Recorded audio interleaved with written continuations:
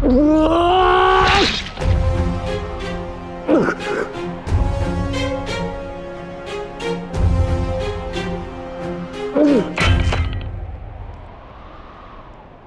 क्या ये आपका न्याय है? क्या इसीलिए आप मुझे मोरपंख हो जाने के लिए कह रहे थे? उत्तर दीजिए, उत्तर दीजिए, उत्तर दीजिए, उत्तर दीजिए,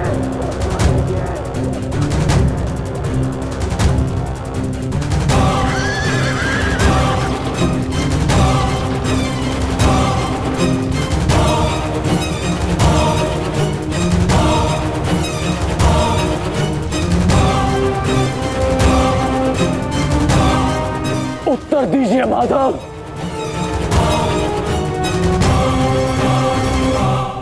उत्तर बहुत लंबा है कर्ण,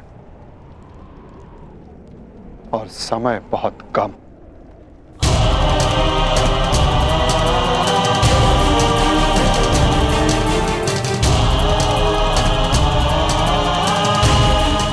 परंतु अपने मित्र के प्रश्नों का उत्तर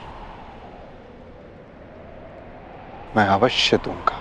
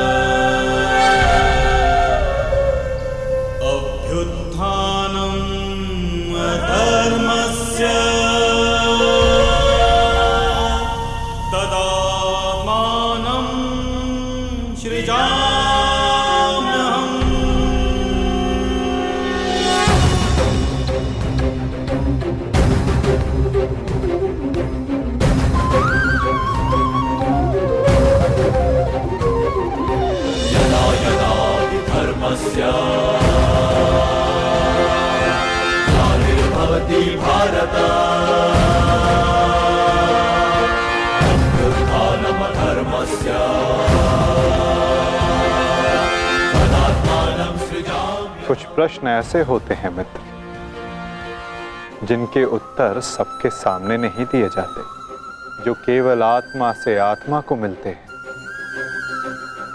अब समय थम गया है, पूछो, क्या प्रश्न है तुम्हारे मन में?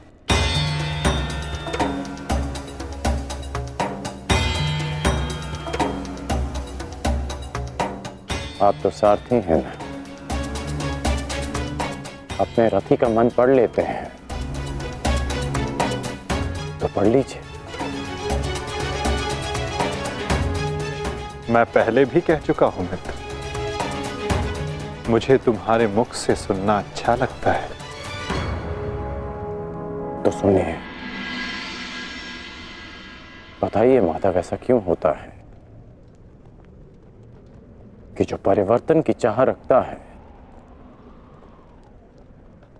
उसे समाज का क्रोध क्यों सहना पड़ता है? समय तो स्वयं बदलता है ना, तो वो परिवर्तन का विरोध क्यों करता है? परिवर्तित होना समय की प्रकृति है मित्र, और परिवर्तन का विरोध करना अधिकतर लोगों की प्रकृति।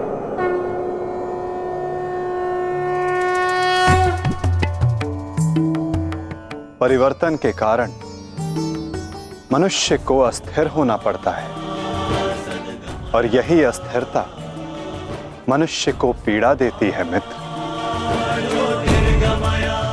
इसी कारण समाज परिवर्तन के विरुद्ध खड़ा होता है।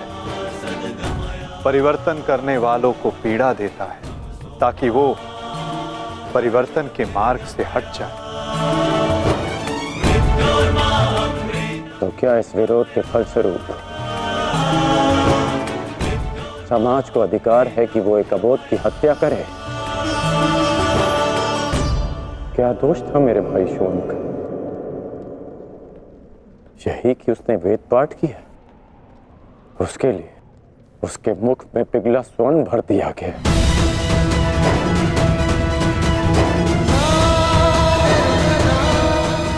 क्या कोई विद्या सीखना दोष है माधव? आप ही कहते हैं ना कि सबकी आत्मा एक है।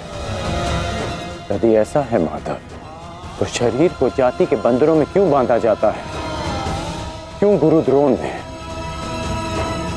मुझे जाति के नाम पर शिक्षा नहीं दी? मैं केवल और केवल राजकुमारों को ही शिक्षा देता हूँ। विश्व के इतने घातक अस्त्र होने के पश्चात भी रंगभूमि में क्यों मुझे प्रदर्शन करने से रोका गया? तुम्हें द्वंद्व की अनुमति कदापि नहीं मिल सकती। अर्जुन कुरुवंशी है, अर्जुन क्षत्रिय है, अर्जुन राजकुमार है और तुम केवल एक सूत पुत्र हो। सूत पुत्र। क्यों हर बार मेरे कौशल को सूत पुत्र कहकर दबा दिया जाता है?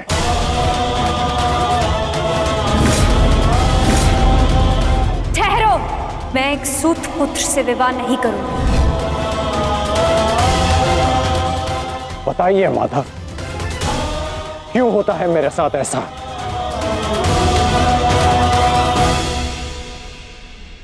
चूंकि तुम विशेष थे कर्ण, चूंकि भाग्य ने तुम्हें परिवर्तन के युद्ध का योद्धा चुना, और जो विशेष होते हैं उनकी परीक्षाएं भी विशेष होती हैं। जो अग्नि बुझाने का प्रयत्न करते हैं उनके हाथ भी जलते हैं मित्र।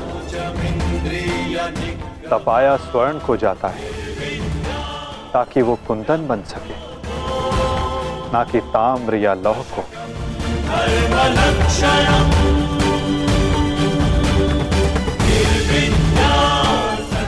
मेरी दृष्टि से देखो मित्र, आज तुमसे बड़ा पराक्रमी, तुमसे बड़ा शूरवीर और कोई नहीं मेरी दृष्टि में। अर्जुन भी नहीं मित्र। परिवर्तन की चिंगारी जो तुमने संसार में लगाई है मित्र, वो एक दिन सूर्य बनकर समस्त संसार को अलौकित करेगी, संसार को आशा देगी। परंतु मेरे जीवन में आशा की किरण आप थे माधव। आप मेरी प्रेरणा थे। फिर क्यों अन्याय किया आपने मेरे साथ? आप तो जानते थे ना कि मैं सूत पुत्र नहीं हूं। फिर क्यों सदा मेरे और अर्जुन के द्वंद्व को रोका आपने? और आज भी युद्ध भूमि से दूर मुझे आप यहां ले आए। क्यों धर्म के रथ पर बैठकर आपने अधर्म का बाण चलाया? क्यों माधव?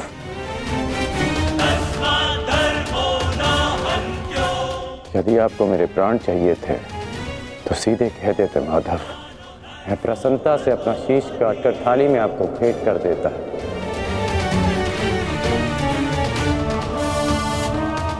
क्यों ये छल किया आपने?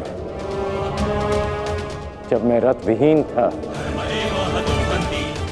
तो क्यों मुझ पर प्रहार करवाया? क्या ये धर्म स्थापना है? क्या ये आपके अवतार का उद्देश्य है? बोलिए माधव।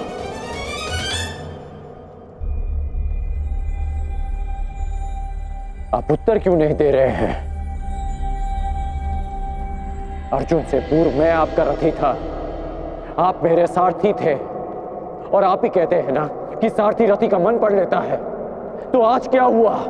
आपको मेरे प्रश्न पता है, फिर उसके उत्तर क्यों नहीं दे रहे हैं आप? बोलिए।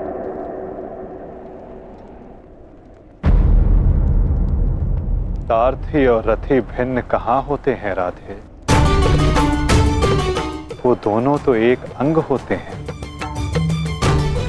जब एक सारथी अपने रथी के मन में उठने वाले प्रश्नों को समझ जाता है, तो क्या रथी को अपने प्रश्नों का उत्तर अभी तक नहीं मिला? मैं परशुराम तुम्हें श्राप देता हूं। जिस समय तुम्हें इन दिव्यास्त्रों की सबसे अधिक आवश्यकता होगी, उस समय तुम इसके अनुसंधान की विधि भूल जाओगे। ब्रह्मास्त्र का आवाहन भूलने पर भी तुम्हें भान नहीं हुआ मित्र कि ये सब क्या है और क्यों हुआ?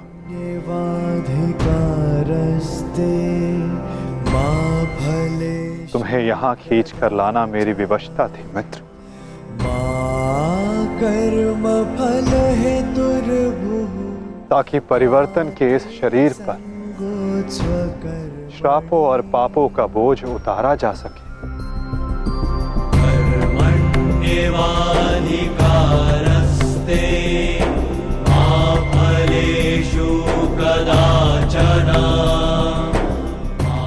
तुम्हारे रथ का चक्का पहली बार नहीं फंसा है कर्ण।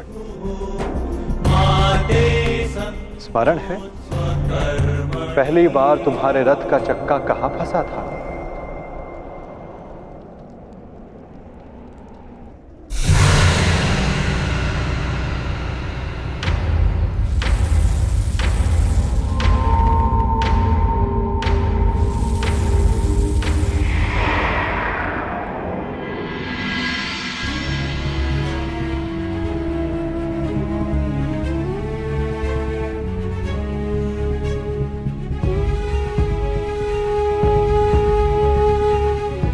ये स्थान स्मरण है मित्र, स्मरण है कि हम किन परिस्थितियों में पहली बार मिले थे?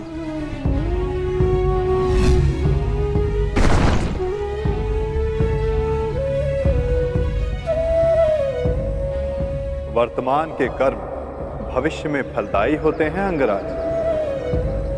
कोई ऐसा कार्य मत करना कि भविष्य पीड़ादायी हो। कर्म मनुष्य के मार्ग चुनने से निश्चित होता है अंगराज। प्रश्न ये करना चाहिए कि मार्ग कौन सा चुना जाए, क्योंकि लक्ष्य उत्तम होने पर भी यदि मार्ग अनुचित हो तो लक्ष्य प्राप्ति असंभव है।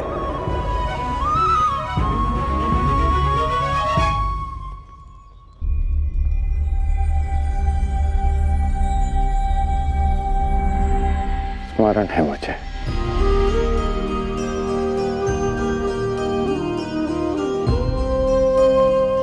मैं प्रारब्ध बदलना चाहता था मित्र, किंतु दुर्भाग्य समय प्रबल है। तुम्हारे वचनों के कारण, श्रापों के कारण और पापों के कारण इस वर्तमान स्थिति में आना ही पड़ा कर्ण। वचन और श्राप, इन दोनों का बोझ मैं समझता हूं, परंतु पाप, मैंने कौन सा पाप किया माधव? परिवर्तन की चाह रखना, क्या ये पाप है? अपने गुरु के विश्राम को भंग न करना, क्या ये पाप है? अपने मित्र की सहायता करना, जिसने सदैव मुझे सहारा दिया, क्या ये पाप है?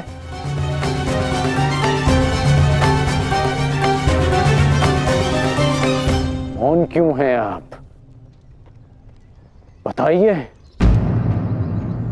मौन, यही मौन तुम्हारा पाप था मित्र। तुम्हारी चुप्पी तुम्हारा अपराध था। पांचाली के वस्त्र हरण पर तुम्हारे शस्त्रों का मौन रहना अपराध था मित्र। होश में आओ दुर्योधन, तुम्हारा प्रतिशोध पूर्ण हुआ, मत करो यह अनर्थ। प्रतिशोध तो अभी आरंभ हुआ है मित्र, और अब इसके मध्य में तुम्हें भी नहीं आने दूंगा।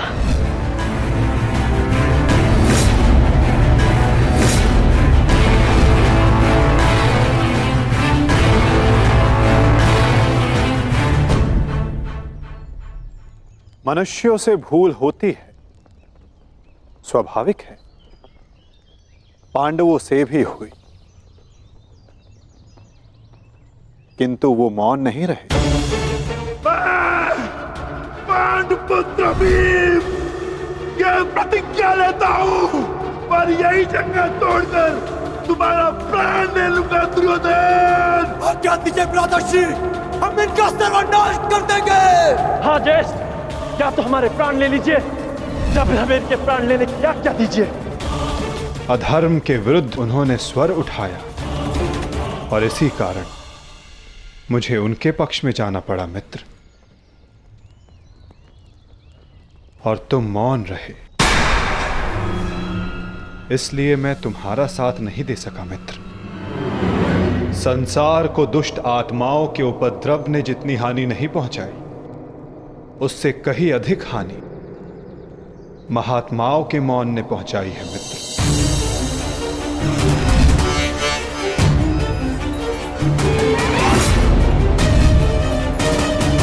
अभिमन्यु के वध पर तुम्हारा मौन पाप था मित्र।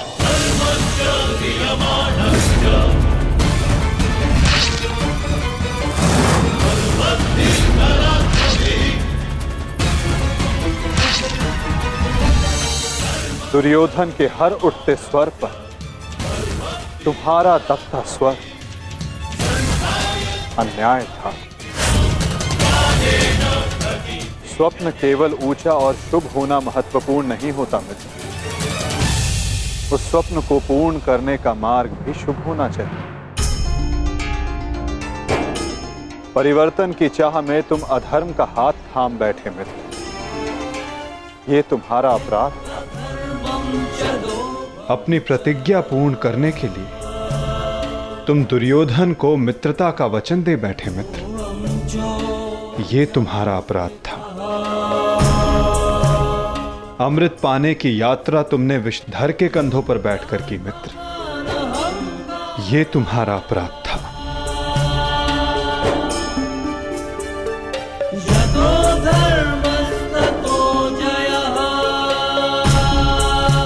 समय बहुत कम मनुष्यों को संकेत देता है कि उनका चुना गया मार्ग अनुचित है। मैंने भी तुम्हें कई बार संकेत देने का प्रयास किया मित्र, अवसर तुम्हें मिला था मित्र, कई बार मिला था, किंतु अपने वचन के कारण तुम सत्य के मार्ग पर ना आ सके मित्र, ये तुम्हारा अपराध था।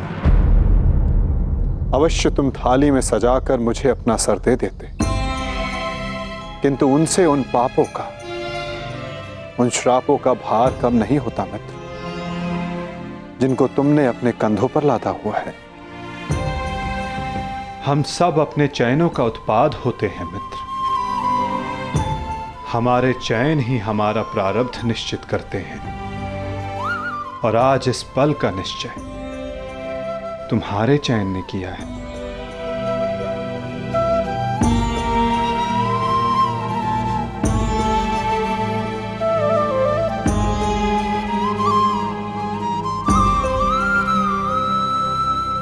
और मुझे देखो मित्र,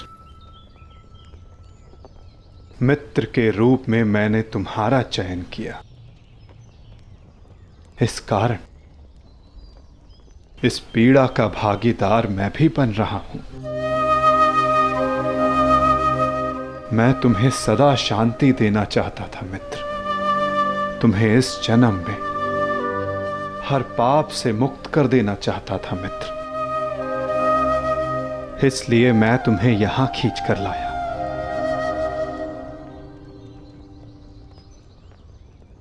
मुक्त हो जाओ मित्र, मुक्त हो जाओ कर्ण।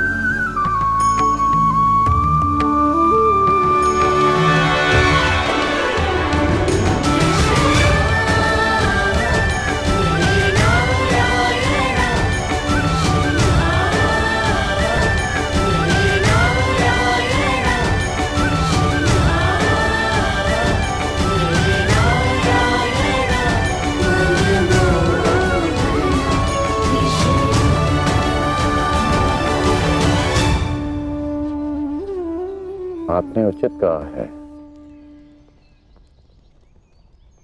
कि हम सब अपने चयन का उत्पाद हैं।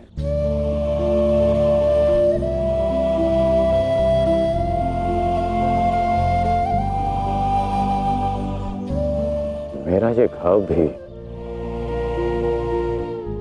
मेरे चयन का परिणाम था। उसे आपने ले लिया माता, परंतु ये अवश्य किसी और के हिस्से में पीड़ा गई होगी।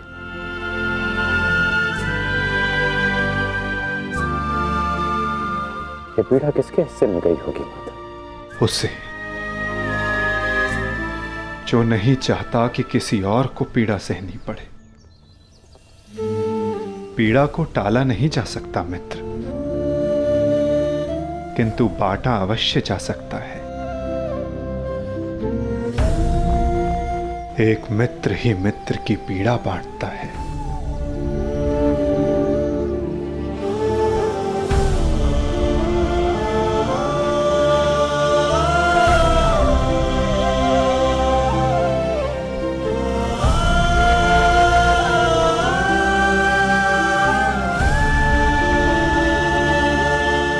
ये क्या किया माधव?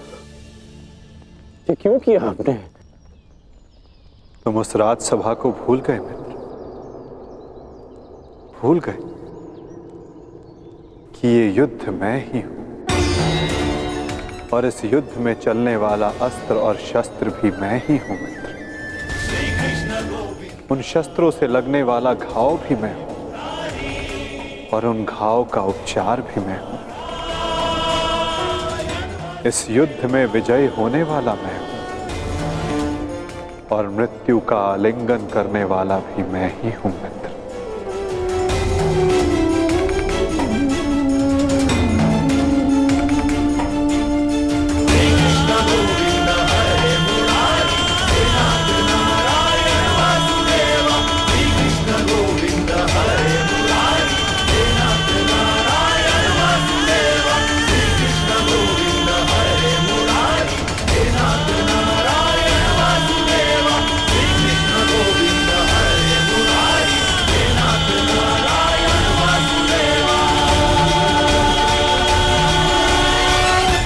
हम दोनों मित्र हैं।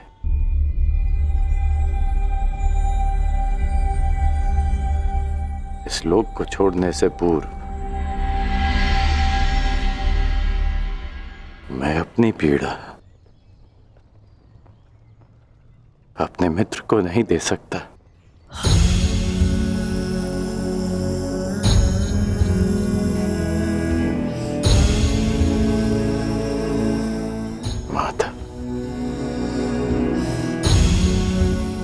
मेरे जीवन रथ को अंतिम लक्ष्य पर ले चलिए, ले चलिए माता। मैं प्रसन्न हुआ मित्र। एक समय था कि मैंने तुम्हें अपना रथी चुना था और मैं सदा चाहता था कि तुम मुझे अपना सारथी चुनो।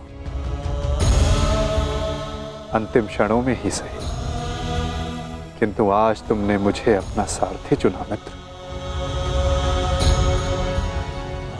आओ मित्र, तुम्हें तुम्हारे लक्ष्य पर ले चलता हूं। सूर्यास्त होने से पूर्व तुम्हें वहां पहुंचना है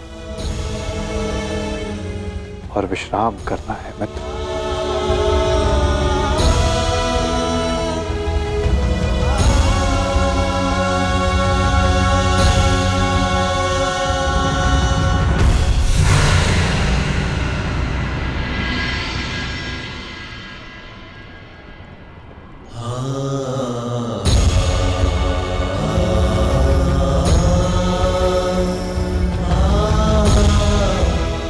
अपने चयन की नियति स्वीकार करने को सज्ज हो जाओ मित्र।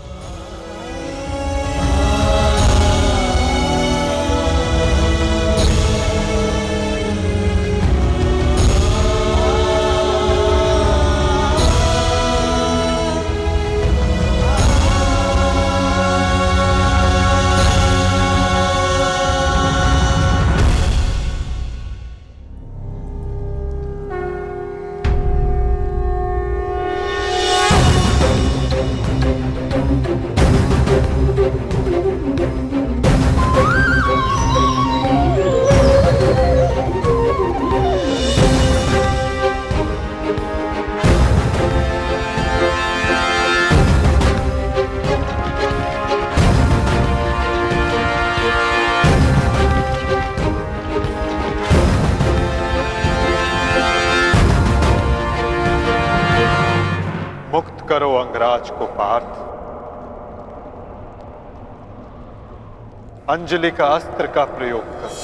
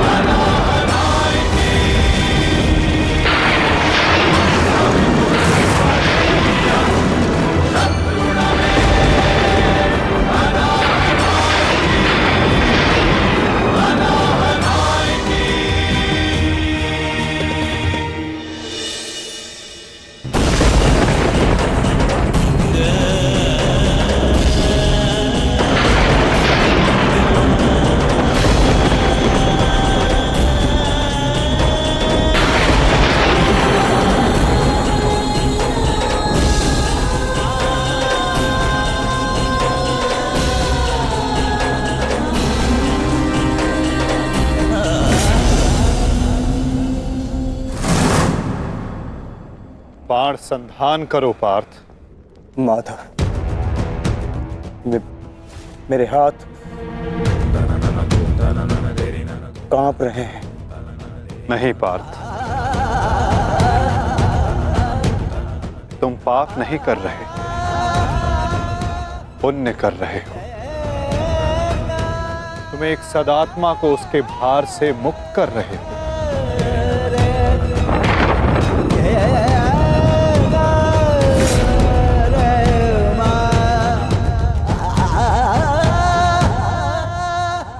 हे मृत्यु, तैयार यदि तू आने को, प्रसन्न मुखा।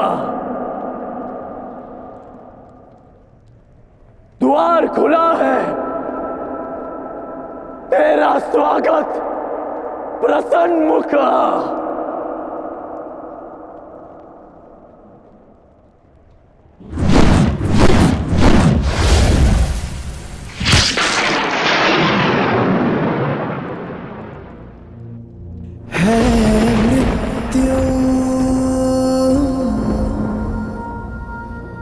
तैयार यदि तुम आने को, प्रसन्न मुख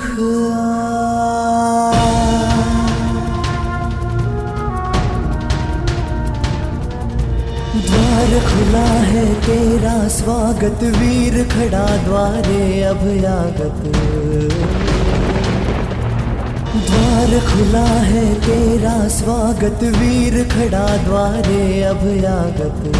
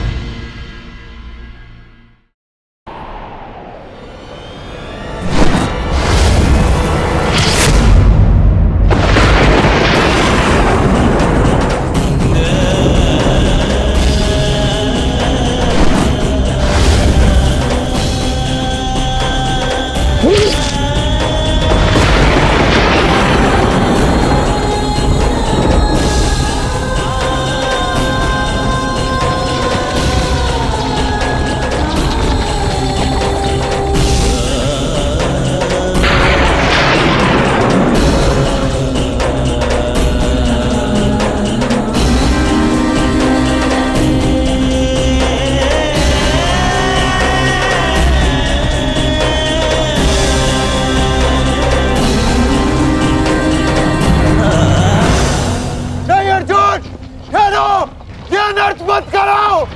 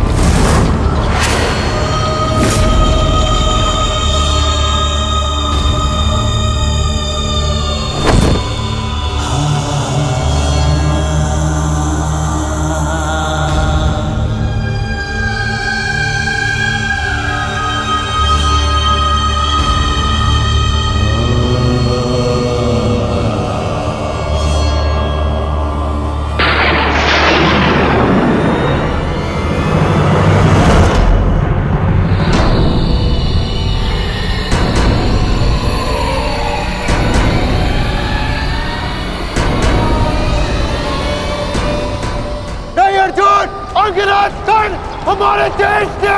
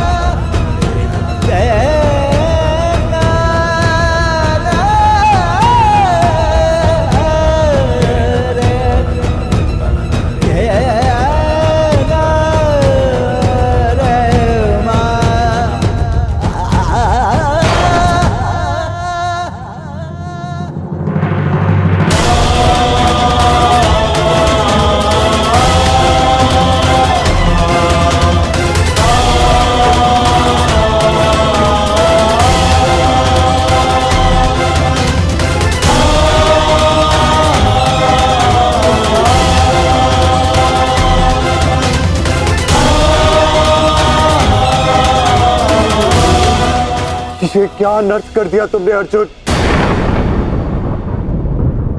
इतने वर्ष तुमने इस युद्ध को रोक कर रखा, क्या कुछ और क्षण नहीं रोक सकते थे?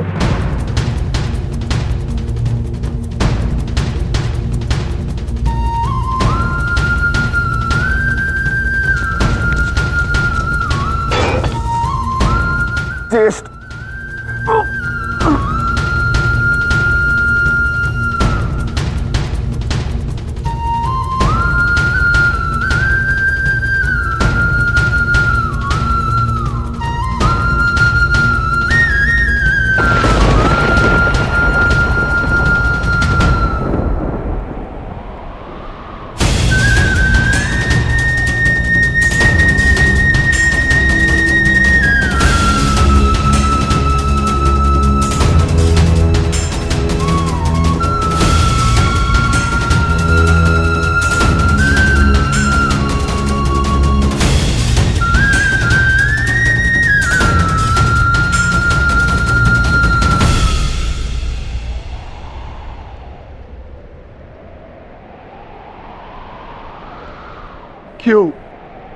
क्यों किया आपने ऐसा?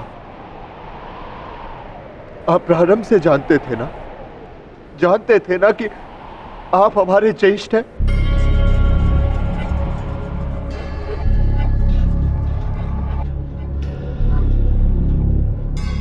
इसीलिए कभी मुझे, कभी भीम को, कभी नकुल सहदेव और कभी अभिमन्यु को आप जीवित छोड़ते रहे।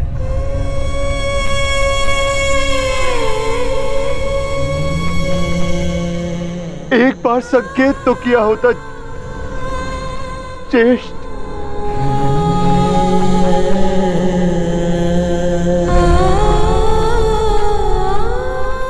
क्यों ज्येष्ठ, क्यों नहीं रुका?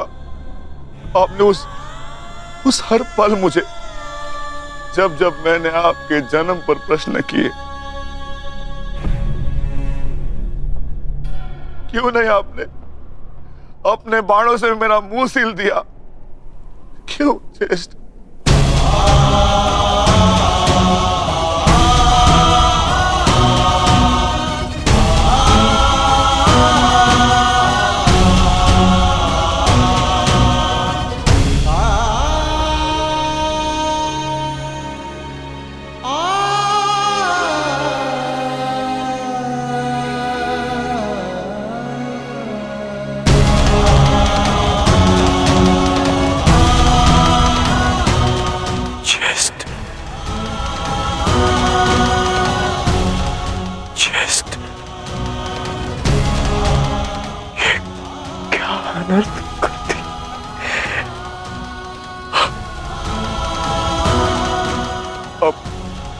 अपने ज्येष्ठ को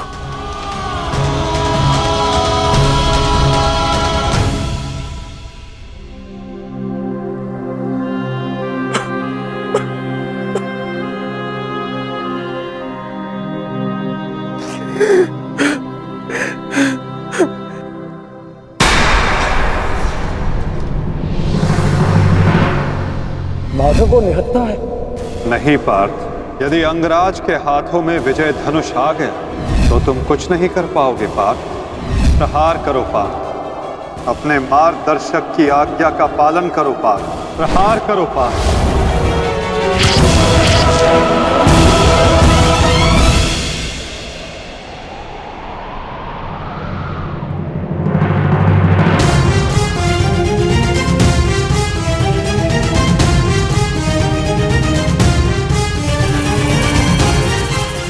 मुक्त करो अंगराज को पार्थ। अंजलि का अस्त्र का प्रयोग करो। माधव, मेरे हाथ कांप रहे हैं। नहीं पार्थ, तुम पाप नहीं कर रहे, पुण्य कर रहे हो। तुम एक सदात्मा को उसके भार से मुक्त कर रहे हो।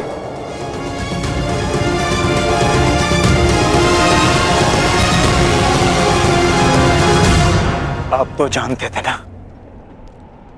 कदाचित सबसे पहले ये सत्य आप जानते थे।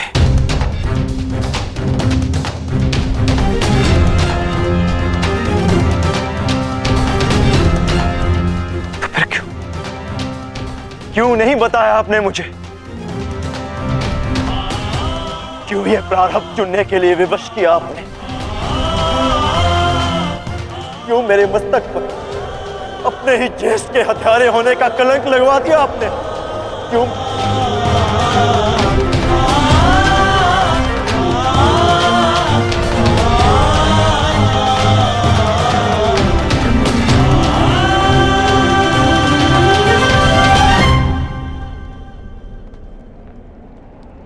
मनुष्य को प्रारब्ध देने वाला मैं कौन होता हूं पार्थ?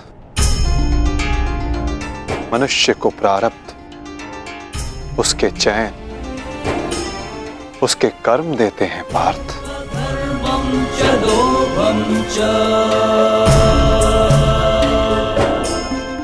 बीज में स्वस्थ मीठे फल लगेंगे या उस बीज को सूख जाना होगा, इसका चयन बीज स्वयं करता है पार्थ, अपनी धारा चुनकर।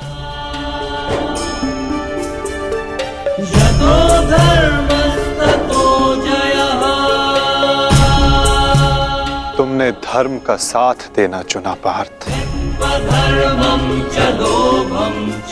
और कर्ण ने अधर्म का साथ देना।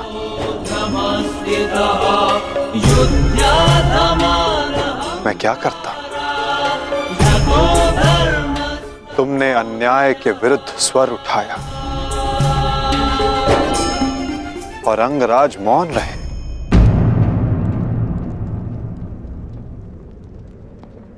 मैं क्या करता पार्थ?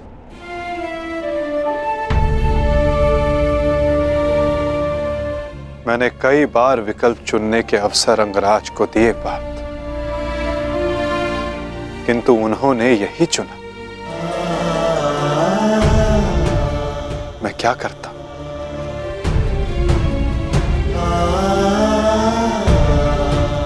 मैंने तुम्हें पहले कहा था ना पार्थ कि इस महायुद्ध में अब भी बहुत आहूतियां डलनी शेष है।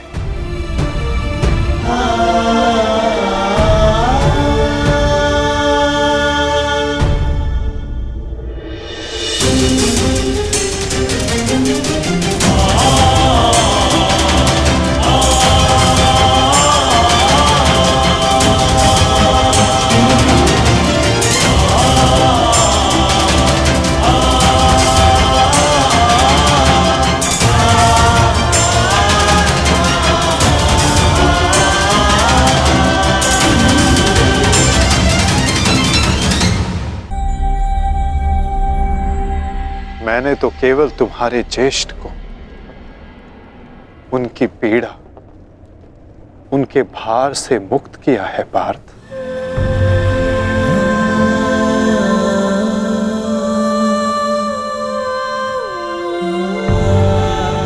परंतु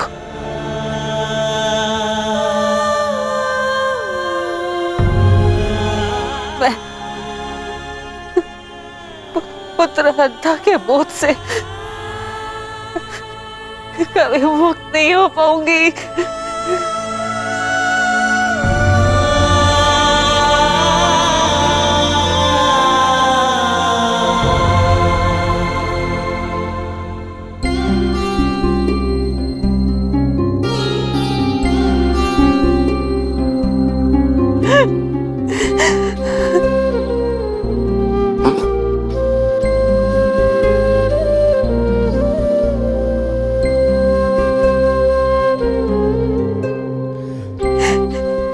ऐसे कि कहीं समाज मुझे ना त्याग दे, मैंने तुम्हें त्याग दिया। कि समाज कभी एक कुंवारी कन्या को स्वीकार नहीं करेगा।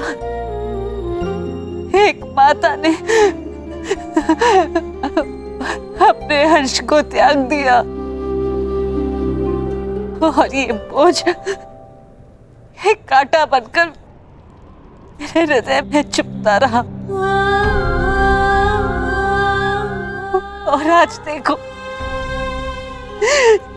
जब ये कांटा निकला, कैसे रक्त बह रहा है मेरा।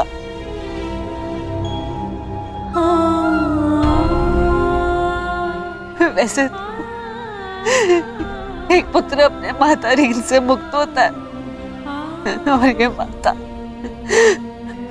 अपने संतान ऋण से मुक्त नहीं हो पाएगी। अश्रु नहीं माता, अश्रु नहीं।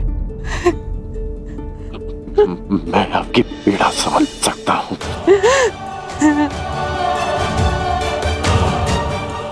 मैं संसार से, आपसे, अपने आप से बहुत क्रोधित था, परंतु अब नहीं।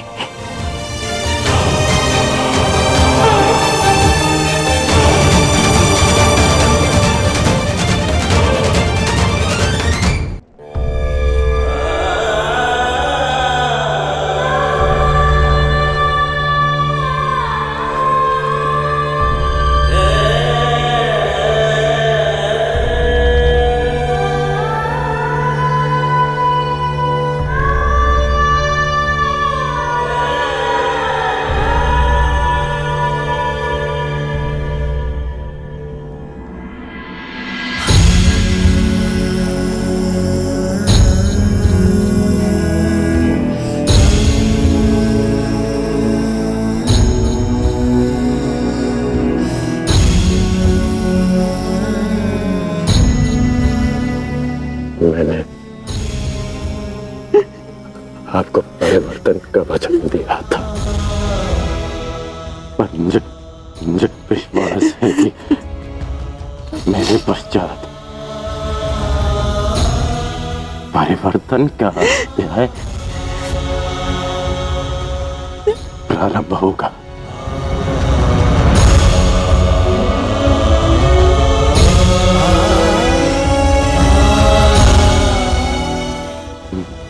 मैं आपका रही हूँ।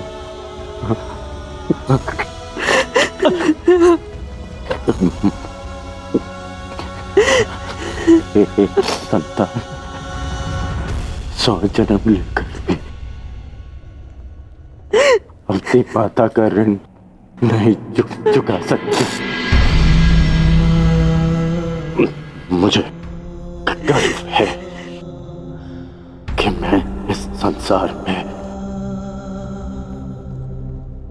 राधे कर्ण के नाम से जाना चाहता हूँ।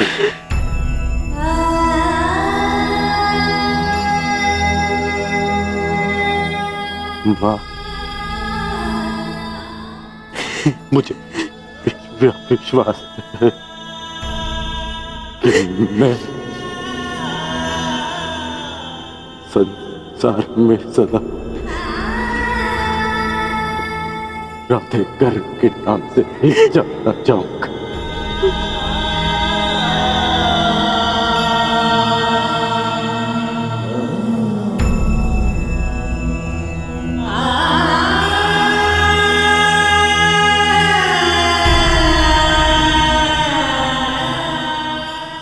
प्रसाद,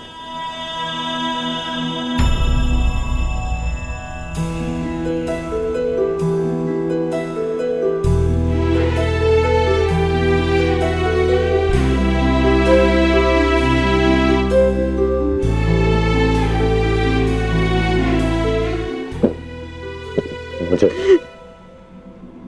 क्षमा करना। सदा मैंने तुम्हारा साथ देने का वचन दिया है और तुम्हारा साथ नहीं दे पाता। स्मरण है हम पहली बार रथ के पास ही मिले थे, अंतिम बार भी रथ की छाया में ही है। अपनी अंतिम यात्रा पर निकल रहा। इस बार तुम्हें सारथी नहीं बना पाऊंगा।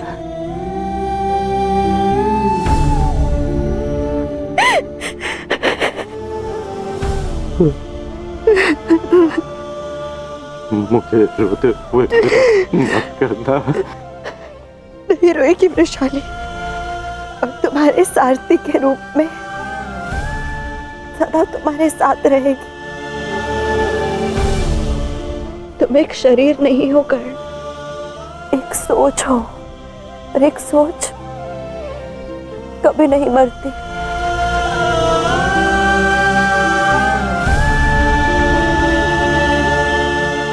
मैं वचन देती हूँ कर्ण, मेरे अंतिम क्षण तक तुम्हारे स्वप्न को अपने आंखों में जीवित रखेगी ये वृषाली।